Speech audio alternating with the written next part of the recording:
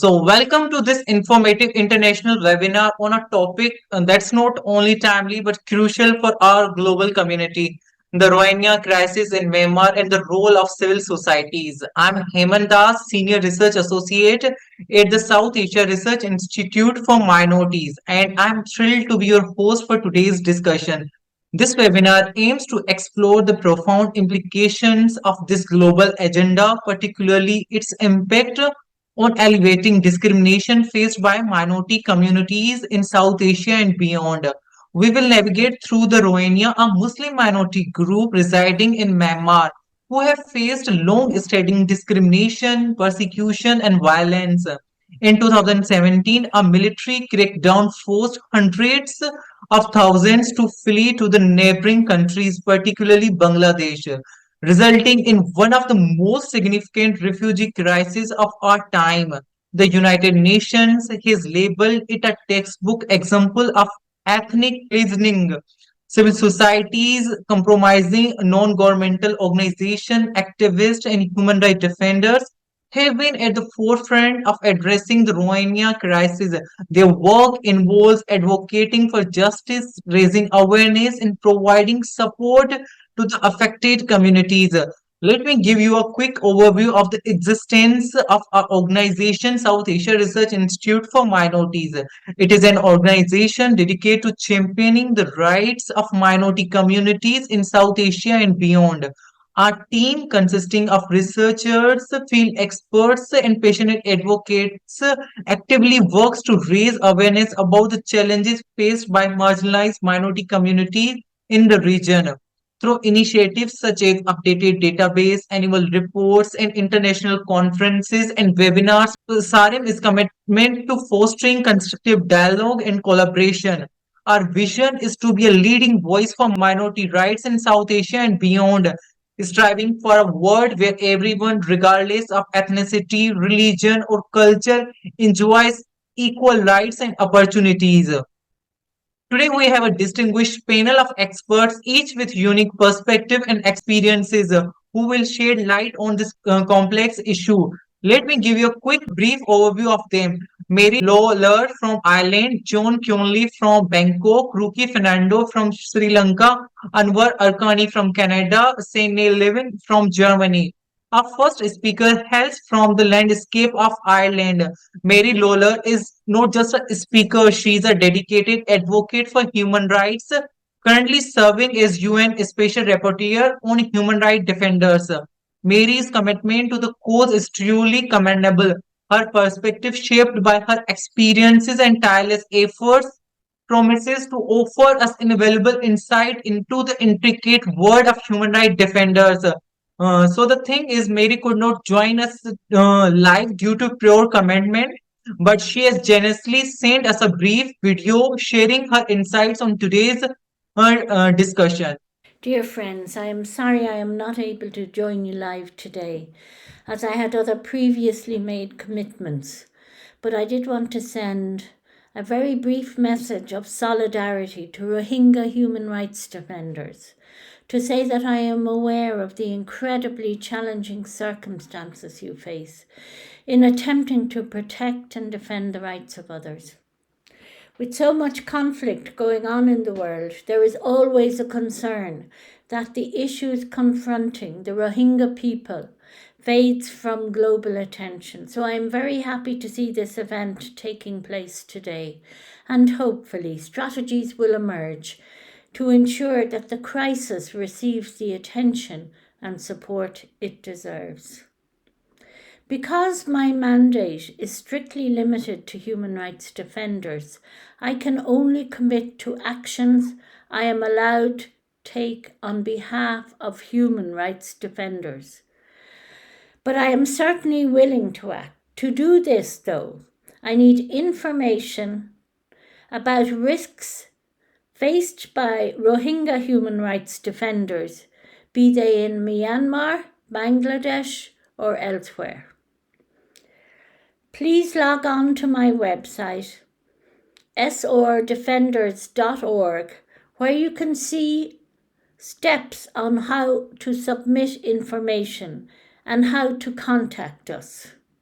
I would also like to meet online with some Rohingya human rights defenders facing risk. So please follow up with me. So, yeah, there we have it, Mary's voice discussion on this crucial topic, sharing her expertise and shedding light on this vital role of human rights defenders, specifically in Myanmar. Now, let's move to our second speaker, joining us from the vibrant city of Bangkok. John Quinley is not just a name, he's a force working tirelessly in the realm of human rights, is a director of Fortify Rights and advisor for the Freedom Collaborative. John has been a beacon of hope for those seeking justice. John's experiences in this field, coupled with his dedication to fortifying rights, make him a voice in the pursuit of justice. John, please share your expertise and insights with us. Over to you. Yeah, thank you so much for having me today. It's an honor to be on the panel and to discuss Rohingya crisis in Myanmar and the role of civil societies. Fortify Rights is an international human rights group. Our work includes investigating human rights violations, engaging people in power on solutions, so trying to change bad laws, policies, and practices, and then bring them in line with international standards. And our third mandate is to try to strengthen the work of human rights defenders or civil society. And so I think that's a critical part of this discussion. As an international organization working with Rohingya, our primary task is to support the Rohingya community, to come alongside them, to accompany them. And they're really the leaders and shakers and movers on their own issues. And that includes Rohingya human rights defenders and civil society members in the countries where we work. One of the countries where we work, unfortunately, is Bangladesh, and they have been they welcomed Rohingya people into the country 2016, 2017 with open arms. But in the last 6 years, Bangladeshi authorities have also restricted Rohingya refugees from exercising their right to freedom of expression, to freedom of assembly in the refugee camps. That includes Rohingya human rights defenders that we've worked with. Since 2019, the government has imposed restrictions that don't allow Rohingya to formally organize and run their own organizations in the refugee camps. But this is a critical part of Rohingya movement building, of the Rohingya human rights space. So we've called on the Bangladeshi government over the years to try to open that civil society space and allow refugees to organize, to demonstrate, to speak up about the issues that affect them. On top of the Bangladesh government imposed restrictions, Fortify Rights recently has documented a rise in crime and violence in the refugee camps in Cox's Bazar of Bangladesh. And this is also really restricting refugee human rights defenders and their ability to speak openly.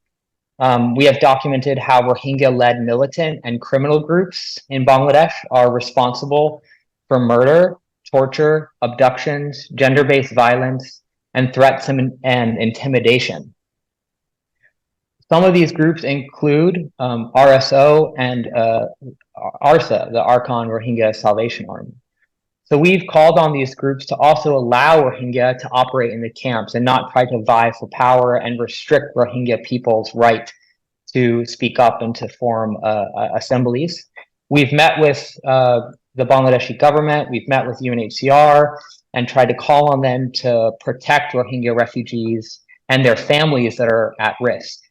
Luckily, the Bangladeshi authorities in the country, in Bangladesh where we work, they recently opened up third country resettlement pathways for Rohingya refugees. For almost 10 years, there was no third country resettlement, formal third country resettlement from Bangladesh. But in the last 2 years, the Bangladeshi authorities have opened up third country resettlement pathways and allowed some Rohingya refugees, including civil society members and human rights defenders, the ability to leave Bangladesh and seek safety in Canada, in the United States, in Sweden, in Australia, and other places. And this is really critical for those that are at extreme risk and can't stay in Bangladesh. So I'm really happy to be on this panel to assist my Rohingya brothers and sisters, and particularly Mr. Anwar, who's on this call, who's a longtime friend and colleague. So yeah, I hand it over and happy to answer questions. It was pleasure having you, John, and a big thank you to for this illuminating the path toward justice and human rights. Moving ahead, our next speaker is a passionate advocate memorizing nation of Sri Lanka. Ruki Fernando is not just a writer; he's a human rights defender who has fearlessly spoken out against injustice. Ruki's courage in the face of adversity is truly inspiring. Today, he will share his unique perspective on human rights situation, particularly in Sri Lanka. Ruki, the virtual stage is yours. Please enlighten us with your insights. Over to you. Thank you very much. I think I will try to speak about my experiences of working with some Rohingya peoples who have been coming to Sri Lanka and still here. So, in general, some background that Sri Lanka is not a party to the Refugee Convention, and neither has Sri Lanka any domestic laws or institutions to deal with asylum seekers and refugees who come to Sri Lanka. What we have is a government agreement with UNHCR, United Nations High Commissioner for Refugees, for UNHCR to temporarily allow any asylum seekers and refugees to stay in Sri Lanka. So the temporary is the key word. And the role of the UNHCR is very crucial because they accept applications, they process the applications, and they do the refugee status determination. And for those who refugee application status is awarded, the UNHCR tries to facilitate the permanent resettlement in another country. Most of the time, we've had the vast majority were from Pakistan, Ahmadis, Christians, and then also a significant number of Afghans. But in the recent past, we have a significant number of Rohingya refugees as well. Relatively, I think we have about 100 at the moment, but there was a time we had about 140. This includes children, and there are some children without parents. There are single women whose husbands are in another place and not in Sri Lanka. There are elderly people as well, so there are different kinds of Rohingya refugees. Something unique about the refugees in Sri Lanka, Rohingya refugees in Sri Lanka compared to other refugees in Sri Lanka is that, particularly the present group of about 100, they were not intending to come to Sri Lanka. They were in a boat trying to go from Cox's Bazar to another country. I think it was Indonesia. And then the boat was in trouble. It was kind of sinking. And then fisherfolk had alerted the Sri Lankan Navy, and the Sri Lankan Navy had rescued them and brought them ashore to the northern part of Sri Lanka. So it was not their plan to come to Sri Lanka. So it was the Navy who had brought them here with, of course, good intention because they were stuck at sea. They were detained initially for some days, but later on they were released, and now they live in their renting rooms and in small houses and like that in a place about 30 kilometers south of the capital, Colombo. Last year, they were dependent on mostly on UNHCR, and because UNHCR used to give them a monthly allowance, which is inadequate, but still it was very significant and very important for their basic survival. It is with the UNHCR allowance that most of them were able to pay rent. It is with the UNHCR allowance that they were able to buy food provisions and cook for themselves, and other very basic needs like clothes or communication, basic transportation within Sri Lanka and all that. Now, what has happened last year, December, is that UNHCR has closed office. This was imminent for some years. UNHCR has been announcing it. So now there is great fear among Rohingya refugees and also other refugees and asylum seekers in Sri Lanka about their fate. They literally might be thrown to the streets when they cannot pay the rent for the rooms that they are living in. They might literally be starving when they don't have money to purchase food because they are not allowed to be employed in Sri Lanka by the government. So they have no way, unless there are some well-wishers who will financially support them, they have no way of surviving. I understand that most of them children were not going to school last year. But there were some UNHCR funded projects through which there was an English class going on where some people were able to learn English. Even now that is going to be shut down. So our challenge has been to, on one hand, to advocate with the Sri Lankan government, because we feel that, at least I feel, and some other activists feel, that our government should contribute, at least in a small way, to a big global crisis. And I think having a few hundred people and looking after a few hundred people is a small contribution that we can make to a much bigger problem globally. But unfortunately, we have not been very successful. Now, I would say that the Sri Lankan government has been relatively been tolerant. They have not been very helpful or caring, but they've been tolerant in the sense that at least they've been not been deporting them back and sending them off. They are allowed to stay here temporarily, even if they're not allowed to work and not provide the other facilities. But we continue to try to advocate and see what's possible, not only for Rohingyas, but all refugees and asylum seekers. But also, we try to continue to advocate within the UN system that if UNHCR is closing up because of other global priorities, and they feel Sri Lanka is less of a priority, that there should be some alternative arrangements. That people who are getting this allowance for several years should not be left high and dry and not be in a position where they are thrown to the streets or starving. They have already suffered enough. From I'm not very familiar with the situation, but I think I've heard enough from my Rohingya friends here to know that the situation in Rakhine State, situation in Cox's Bazar is absolutely terrible. And when they come here looking for some care and support, I think we should not heap more trouble on them. We should not redisplace them by putting them in a situation where they are literally going to be starving and thrown to the streets.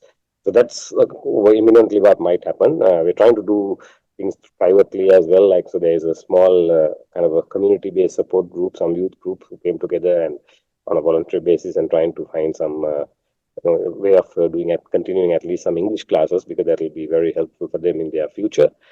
I think, and there's a big question mark about permanent resettlement, because there's no, Sri Lanka doesn't offer permanent resettlement to any refugees because we don't have any law, any institution to do that. I think we should have, but unfortunately we don't. And if you're going to have it, it will be many years, I think. So permanent resettlement in another country is, I think, a key to their long-term future. And I hope that that other countries will consider this. I think there may be the unique thing about the Rohingya refugees is also because they are stateless, unlike other refugees and asylum seekers who come to Sri Lanka from Pakistan, Afghanistan, and other countries. So I think there's a great danger that the statelessness is going to be continued, and they'll be living in Sri Lanka in a limbo unless they can find in the long term permanent resettlement in another country. And in the short term, they have a way of meeting up their basic needs of paying rent and finding food and finding some basic money for their communication and other basic needs. So I will stop there, and I'll be around to be part of a broader discussion. Thank you. Thank you very much, Ruki, for sharing your experiences and shedding light on the challenges faced by human rights defenders in Sri Lanka. I hope your voice reaches to the wider audience beyond Sri Lanka. Moving across continents, our next speaker joins us from the vast landscapes of Canada. Anwar Arkani is not just a name, he is the founder and president of the Rohingya Association of Canada. Anwar's dedication to the cause of Rohingya people is truly commendable.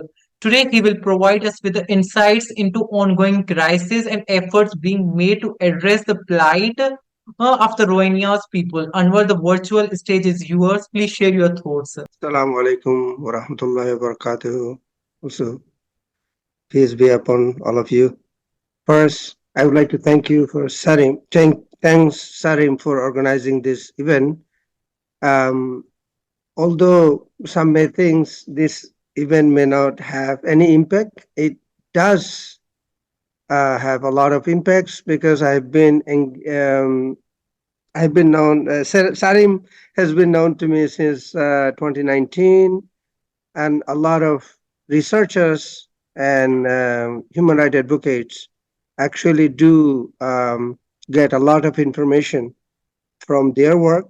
They use them as primary resources a lot of the time. So I'm very aware, and I do appreciate their work, especially for the Rohingyas, because we are a people that is somehow forgotten and unwanted.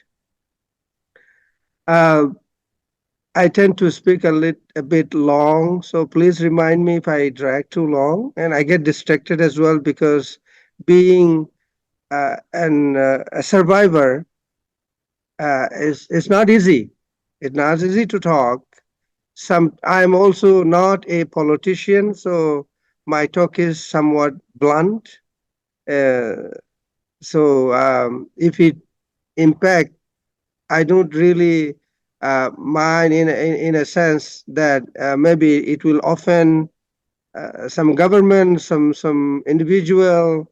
So what I ought to address, I do address it boldly, in a sense.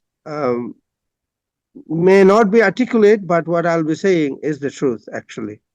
And again, once again, thank you. I will put them into some kind of smaller chunk so that the issue become easier for me to describe.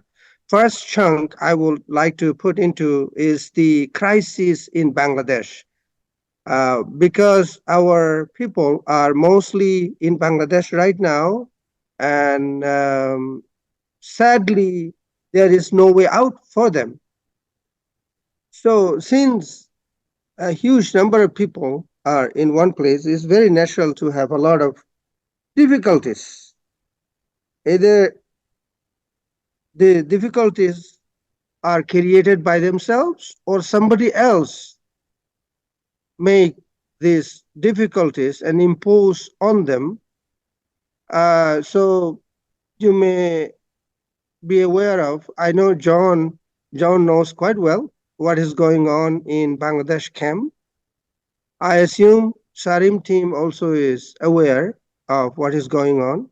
There are human trafficking, drug smuggling, robbery, killing, kidnapping, arsoning. Hundreds of family, actually thousands of families become homeless very recently because of the arsoning. So these crimes are being carried out, unfortunately, by Rohingya themselves. Most of them. Uh, so it's very sad thing. I don't hide. When Rohingya commits crime or the bad things, I don't hide them. I don't sanitize them with good words. They are the one doing it. Of course, there is a long tail behind them, and there is probably a lot of money, power, I don't know what other things they are offered to. Burmese government is very active in Bangladesh, Cam, and Chinese, and India. These three countries are collaborating in suppressing the Rohingya issue. They do not want international community to succeed in resolving the issue. They are actually just not Burma. Sadly, our host country, I do appreciate that Bangladesh has given us shelter, but unfortunately, they are not providing the security. These Bangladeshi authorities are really get involved. They know who these people are. They know who these killers are. They know who these kidnappers are. They have hands in every single thing taking place in the camp. They are just shutting their eyes and shutting their mouth, pretending as if it is out of control. There is nothing out of control of a government in Bangladesh. I am aware of it. I am sure all of you are aware of it. Unfortunately, it is the way it is now. The Bangladeshi government is doing it. The other crisis, the chunk of the crisis I would like to put together, is the crisis inside Burma. The severe restriction of movement, all the other restriction there were in place before the refugee crisis are still there. None of them had been eased up. Movement of restriction, religious practice and marriage and all sort of things. Actually, the restriction has been getting harsher and harsher every day. Now, the NVC card, I assume you are aware of it, the National Verification Card. That's what the name is, NVC. that describe basically if somebody holds an NBC, it says, I'm a foreigner, I'm at your mercy, please allow me to stay here, accept my request to make me a citizen or temporary citizen or permanent resident, something like that. So that is there, although we are the native people, unfortunately, we are made forcefully made foreigners.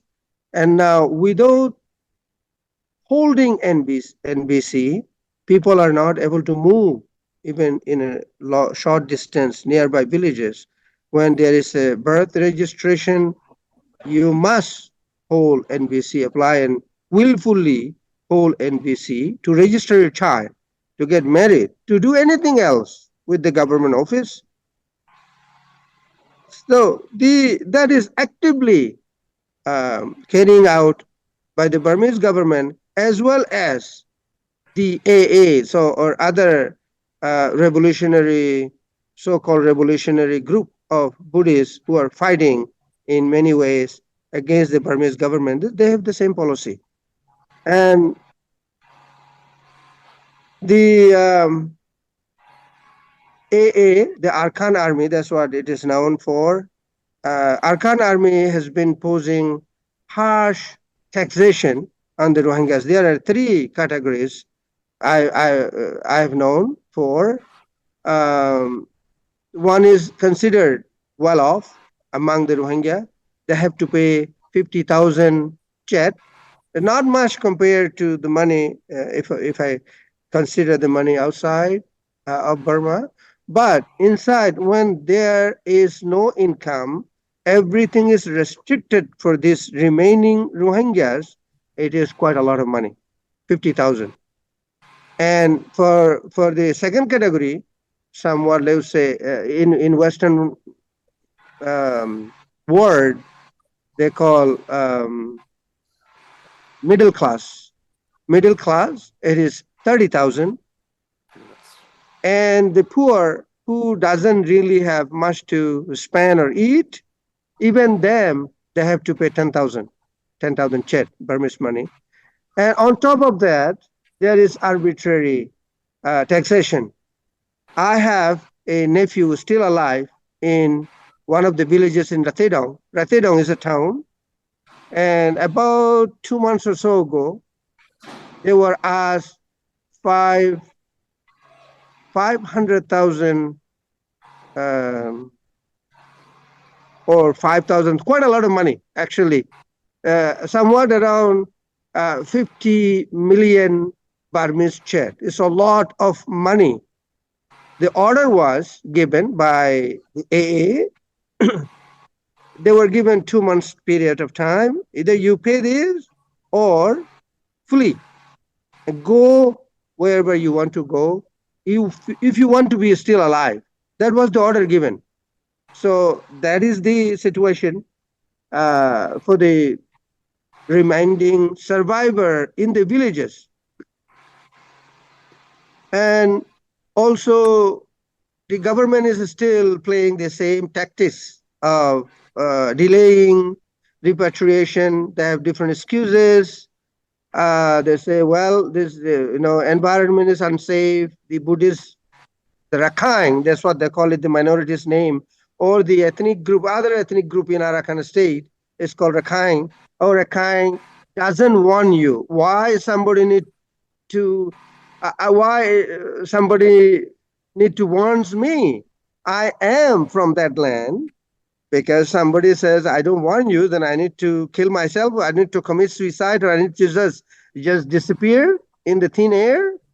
So that is the government excuse. You guys are not wanted by the Rakhine ethnic group.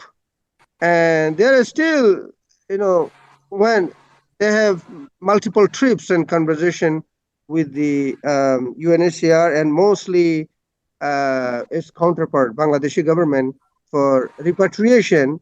And many delegations went to the camp, talked to these Rohingyas, and said, okay, you guys come, you will stay in the temporary shelter. That means you will stay a concentration camp built by Chinese money at the border area until you die. There is no way out. You are not allowed to go to your village, to where you used to live, where you have farmland, home, and all the other things that you had for a whole generation. So unfortunately, there is this situation, and there is no other way for these people to survive. Sometimes, because they are fed up, it's very risky to be not to survive in the camp. Some families manage to sneak into Burma, and once that happens, the government knows very soon, very quickly, and arrest them and put them in the jail with the accusation that these are illegal intruders from Bangladesh. We are not from Bangladesh. We are the son of the soil of Arakan. You kill us and we escape to avoid the imminent death. And this one situation is not good. We try to, people, that's the tendency of human being. When I mean, they do a lot of things to survive. So that's what they're doing. So sadly, these are the situation for Rohingya inside Burma. And again, there are hundreds of thousands of IDPs, internally displaced people, displaced Rohingyas in Burma.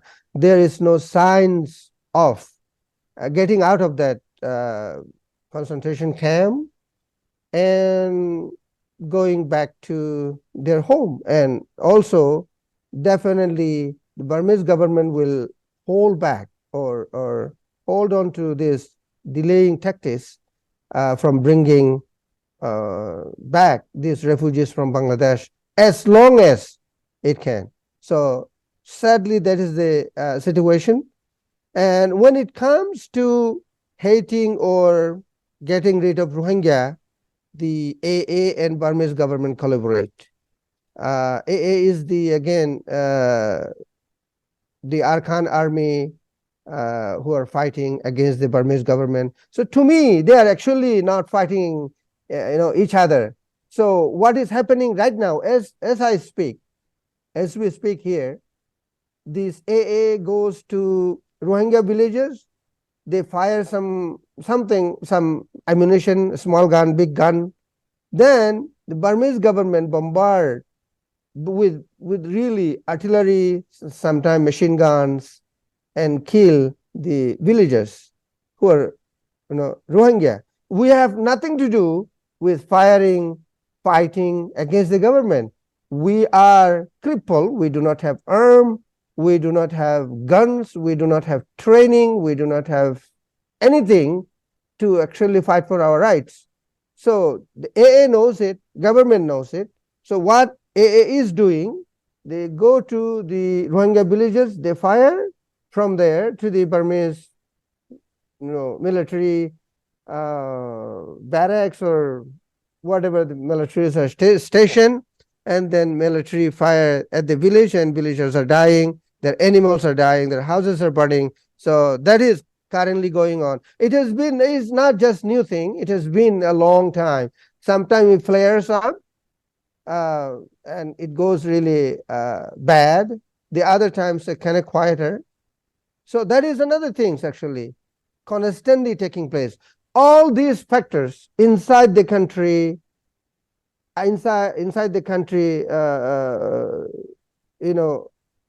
by AA, by the government, also the IDP issue and the crisis, multiple uncountable crises in Bangladesh camp created a push factor for these refugees to go to wherever they can, wherever they think they will be safe. So that's how the other gentleman said the people are ended up being in Sri Lanka. I have known this for a long time. It's not right now only. It has been like that for the last 10, 12 years. So now you hear every now and then, some boats arrive in Malaysia, some boats got intercepted in Thailand. John is there, he knows a lot of boat people intercepted in Thailand. There were smuggling camps in the southern Thailand's mountainous area. Also, recently there are a lot of sad news or bad news, I would say, in Aceh, Indonesia. So nobody wants us. So how come we become the problem? How come we do not have right to exist? The problem, why nobody is trying to address the problem at its root. The Burmese government is in a layman term, is refugee production factory. For the last 60 years, since 60, 70 years, since we got independence, there are refugees from Burma always going out. Nobody came in. There are Chan, Mon, Kachin, we have a lot of minority groups. All these refugees, all these minority groups have to flee so that, they can be alive. The only reason is they run from imminent death. There are refugees in India, there are refugees in Laos, there are refugees in Thailand, in Malaysia, all these neighboring countries. Sometimes even they make to other countries because of the Burmese government's continuous harassment and oppression.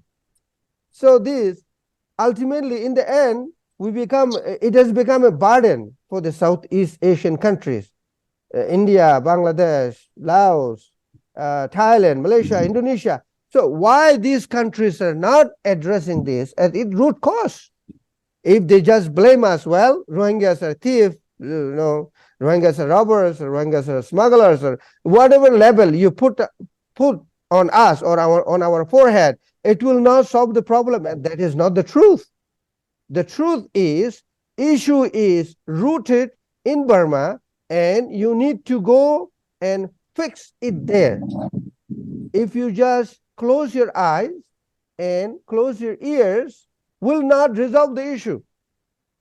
Pretending will not resolve the issue. It has become a burden for the neighbors. Why? You at least pretended to close your eyes and ears. That is not resolving. So why not you guys combine and go try to resolve the issue at its roots? So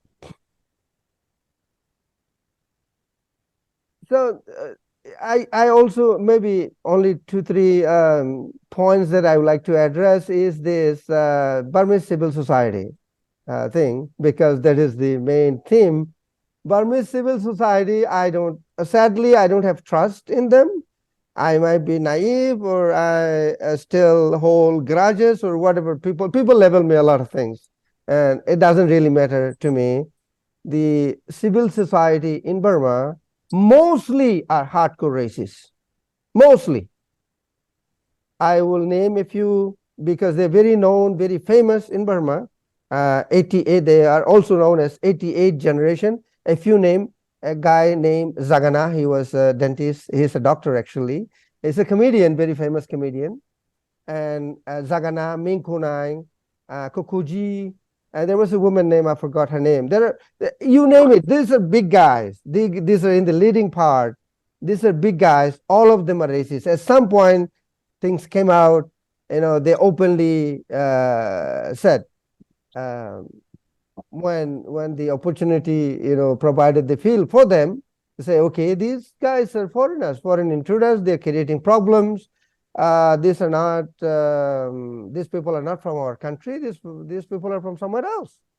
So, and again, NUG, a lot of them are hardcore racists. The guy who is now Cho Zowe, he has many names. He's from Canada. Cho Zowe, Zo, Cho Wei, Zo, Cho. No, the Western people write names in a very funny way. So this guy is a spokesperson for president of NUG. This guy is a hardcore racist. I know him personally. I met him at least 20, 30 times in various meetings. And this guy is absolute, blunt, shameless, faceless. In 2017, I was speaking at the Senate Canada about the Rohingya crisis just before Canadian Parliament recognized the Rohingya issue as genocide. This guy also, he has a lot of connection. He makes, push through. He said, I need to be given to defend my people as well. It was October 2nd, 2017. He came harsh and he provided a lot of nonsense thing, labeling us as foreigners and intruders. So anyway, he is a spokesperson for NUG. What do we expect? There is absolutely nothing we can expect from NUG. And they handpick some guys to be, after a few years, when they're failing to get international support, they handpick a guy named Ong Chomo, so-called Rohingya. He's not known among the Rohingyas, working for Rohingyas. He had an NGO inside Burma while Suchi was in power. So a lot of Rohingyas who are active knows him as agent or government tools, handy tools.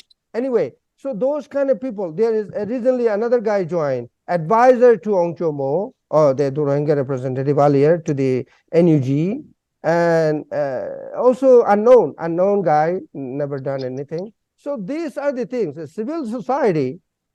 I have yet to see it. What civil society? A lot of people think, oh, they're easing up. They will. The new generation called Gen Z has a softer mind or different. Why they need to have a softer mind? You just need to dig out the truth and accept it. That's it. You don't need to soften your mind by taking some medicine or some kind of treatment. So anyway, I think that's where I would stop. It's going too long, and thank you again for organizing this event. This event does highlight in many ways to readdress the Rohingya crisis.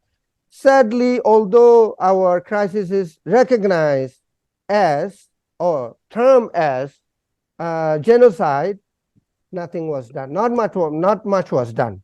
So genocide, to me, genocide is a reserved word for certain people of the certain area in this world. It doesn't really applies to everybody.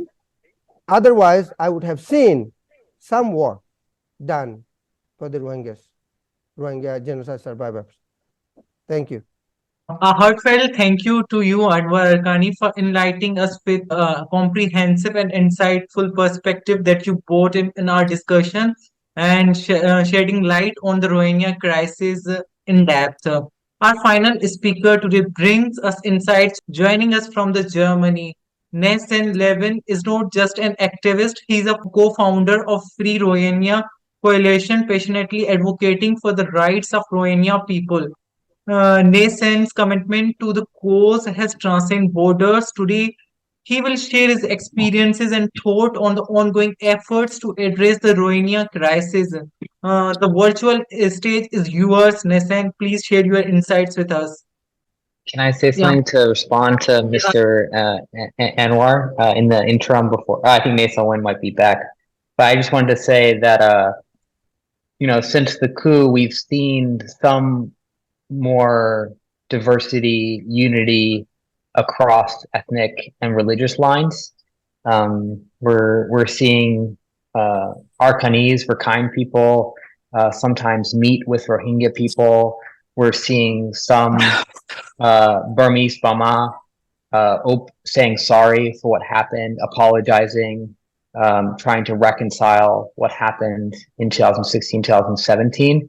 I think as Mr. Anwar Arkani pointed out, some of these people have a track record of racist, Islamophobic, anti-Rohingya sentiment. But I think a lot of the new generation of activists and leaders in the NUG and in the broader resistance are actually much more open to Rohingya people, able to meet with them. So I think hopefully we're seeing a change in particularly the new youth movement that's been the catalyst of resisting the junta for the last 2 years. But I'll hand it over to my good colleague Lwin. Sorry to take your spot, Lwin. Yeah, hello everyone. Assalamu alaikum. I'm sorry, I went for the Juma prayer. So here the weather is really terrible. And although it is a 5-minute walk, it takes more than 10 minutes because of the slippery road. So I'm really sorry I could not listen to the earlier speaker of my colleague and the brothers. I just listened on the road, whatever said by my brother Anwar Arkani. So let me talk about the situation and also what is going on with the Rohingya cases at the court, because the justice is very much important. Our people taking shelter in Bangladesh, also in India, Malaysia, and across the world, they all deserve the justice, because I won't be here in Germany if my people are not persecuted. So this is very much important. The justice is very important for us. And we have got 2 cases at the International Court and 1 case at the Argentinian Federal Court. So the case at the Argentinian Federal Court is moving. Recently, my colleague and the brother of this Burmese Rohingya organization in UK, they have petitioned to issue the arrest warrant against the military coup leader, Senior General Mayor Lwin, who is mostly responsible for the 2017, the latest wave of genocide of the Rohingya people. But this genocide began in the early 1970s. So whoever were in the office, those are also responsible. And also from 2015 to 2020, the country was ruled by the so-called civilian government. They are also responsible for the crime committed against the Rohingya people. So the case at this Argentina Federal Court is going well, but if you look at the case at the International Court of Justice, it has been more than 4 years now. The court ordered the provisional measure, but still the people inside the country, they are suffering. So since 2021, after the military coup, not only the Rohingya but also the entire population of Myanmar are suffering too. But our suffering are much bigger than those other suffering inside the country, because in the country only the Rohingya are living in the condition of the open air prison, and about 150,000 are confined into the camp. The camp structure is exactly with the fence and the watchtower. That is the structure of the concentration camp that I visited here in Germany and Poland. All the camp during the Nazi era are same thing. So let's say this is the concentration camp, because they have nothing to hope for the better future. So while there are the cases like the Ukraine case, this is moving very much faster than any other case. But our case is now already 4 years now. So, but we also deserve the justice like the other people. So it is taking a long time. And also the case at the International Criminal Court, it is also more than 4 years now. So like if you look, I really sympathize the Ukrainian people. They are also suffering. But the court should treat all the victims equally. So the court can issue the arrest warrant against this Russian President Putin within 1 year. Although both of the country didn't sign the Rome Statute, only the Ukraine authorized the ICC in 2015 when the Russia invaded the Crimea. So our case is more than 4 years now. There is nothing progress. We heard they are traveling to Cox's Bazar, interview the victim, but nothing happened. So really, it is like we are seeing there is discrimination. Even among the victim, there is clearly we can see the discrimination. These victims are not much important. These victims are important. When I asked the ICC official in the closed door meeting last year, they said Myanmar didn't sign the Rome Statute. That is why, we cannot travel to Myanmar and it's taking time. So the answer is, so when I argue them, how about the Ukraine and this Russian case? They didn't have any answer. So this is the thing happening. So I think the court also need the political pressure from the country, because if you look at the Ukrainian case, 42 countries refer to the ICC in 48 hours. So the court has some push from those superpower country. So for us, even the case was intervened by the then prosecutor, not by any country. Only the Bangladesh supported this case. When you look at the International Court of Justice, there are more than 150 countries signed the signatory of the Genocide Convention, but only the tiny Africa, the Gambia, filed the case, and later, the 6-7 country just recently they intervened the case. So this is what is going on with the Rohingya case. Another thing is the Rohingya refugee situation in Bangladesh. This is very much important. These people are there for more than 6 years now. Now in August, going to be 7 years. So they don't have any hope. Although, there are the agreement between Myanmar and Bangladesh since the since the late 2017, they signed the agreement, and UN organizations were involved in this agreement. So they attempted this repatriation. Nothing happened because Myanmar has no way to take back this repatriation. Whatever from Myanmar side they are doing is just the PR campaign, and they have no way to take back the Rohingya people, and they never offer. Recently, in the last year, at least 3 times, the military delegation visited the Cox's Bazar camp, met with the refugee, and nothing happened, because what they are offering is you just move from Bangladesh camp to Myanmar camp. They have built, by the help of China, some kind of detention camp. You can even call them as a concentration camp. So this is what they are offering. They are not offering any kind of restoring the citizenship, ethnic identity, or the freedom of movement, right to return to original villages. So this is not going to happen anytime soon. And the refugee, more than 1 million refugees in Bangladesh, they are facing the restriction. They cannot leave from their camp. They cannot go and walk outside. They cannot do anything for their livelihood, except they are just depending the food ration distribution, food allowance distributing by the World Food Program, which is also just in this month they increased to $10 per person per man.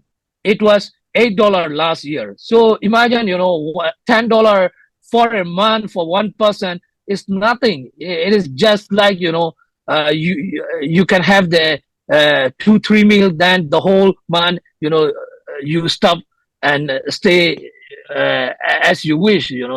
This is, I'm not sure how this, the INGOs bosses decide to give them monthly $10. With the $10 in Dhaka or Cox's Bazar, you can maybe you can have the 2 juice. You cannot have the proper meal. I was there for many times, and I know how the things are expensive. So this is one thing they are facing. Another one thing is inside the camp there are a lot of criminal groups.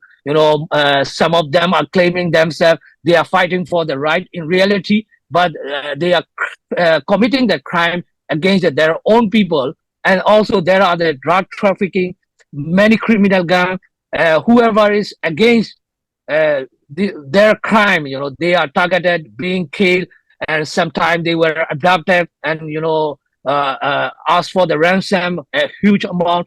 So most of the educated people are targeted because they raised their voice. Many were killed, and they are facing this problem as well. Security forces are there, but they cannot take any action. And the criminal gang are moving as they wish. Most mostly like from late afternoon to the until the next morning. They are controlling the entire camp.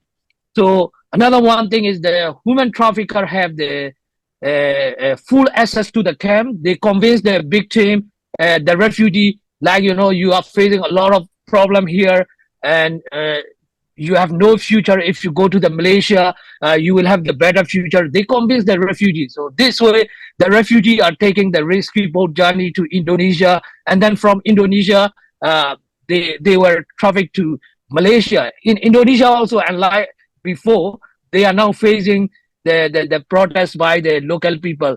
So we are our situation is tight everywhere, and we have no future.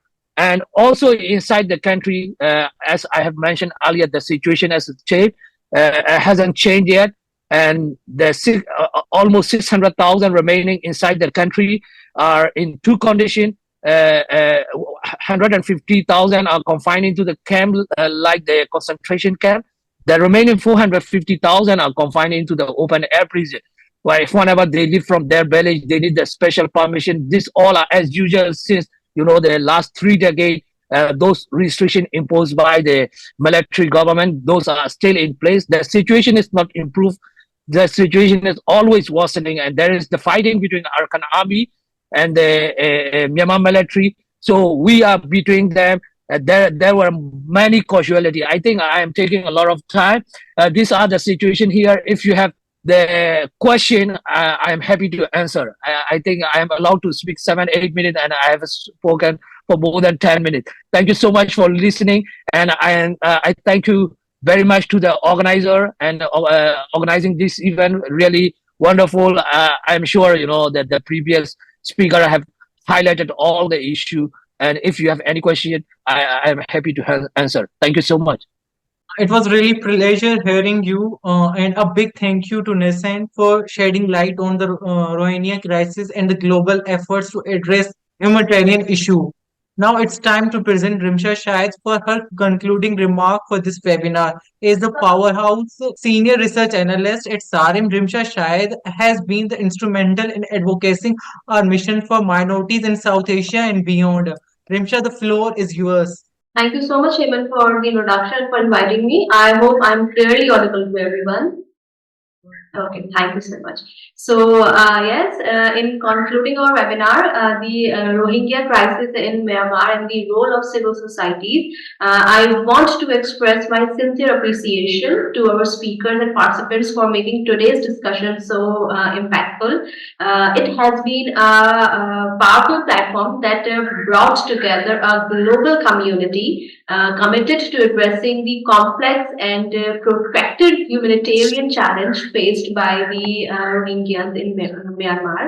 Our collective mission is to transcend geographic boundaries and foster a deeper understanding of the challenges faced by Rohingya, while also examining the crucial role civil societies play in responding to and alleviating the very crisis. While the United Nations has commendably supported Rohingya refugees and provided crucial assistance, it is essential to recognize that addressing the Rohingya crisis solely through humanitarian aid is not a sustainable long-term solution. The fact that Rohingya refugees have lost their citizenship status, rendering them stateless, underscores the urgency for preventive measures and international cooperation. UNHCR's efforts in registering refugees, providing protection and legal assistance,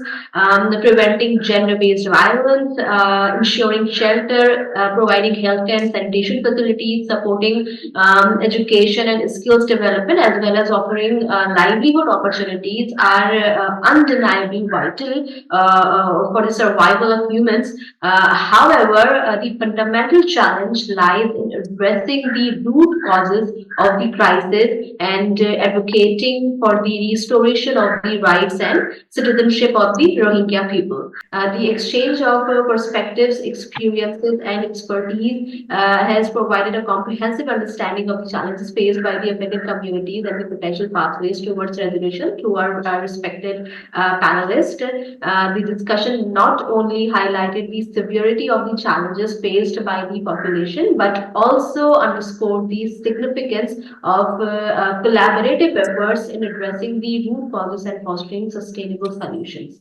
No doubt that the plight of Rohingya refugees lacking legal status and livelihood opportunities with the restricted movements outside the camps emphasizes the need for a comprehensive approach that combines humanitarian assistance with diplomatic and political initiatives as well. It is imperative for the international community to work collaboratively to prevent further displacement, to promote peace and stability in Myanmar and uphold the rights of the Rohingya population. In conclusion, while the UN support is crucial in alleviating the immediate suffering of Rohingya refugees, a holistic strategy is required to prevent future crises and restore the dignity and rights of these people. We express our gratitude to all participants for their contribution, insights, and commitment to advancing our understanding of Myanmar's crisis and the indispensable role civil society plays in mitigating its impact.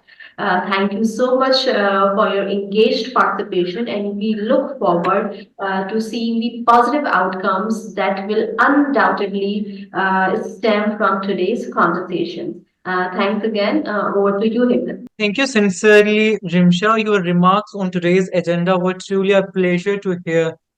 Thank you to all our esteemed speakers, Mary Lawlor, John Quinley, Ruki Fernando, Anwar Arkani, and Nathan. Your insights have illuminated our understanding of challenges faced by human rights defenders and the ongoing crisis around the world. As we conclude this webinar, let's carry forward the knowledge gained today and continue advocating for a world where human rights respected and protected until our virtual path come across again. Thank you for being the part of this important discussion. Thank you. Thank you.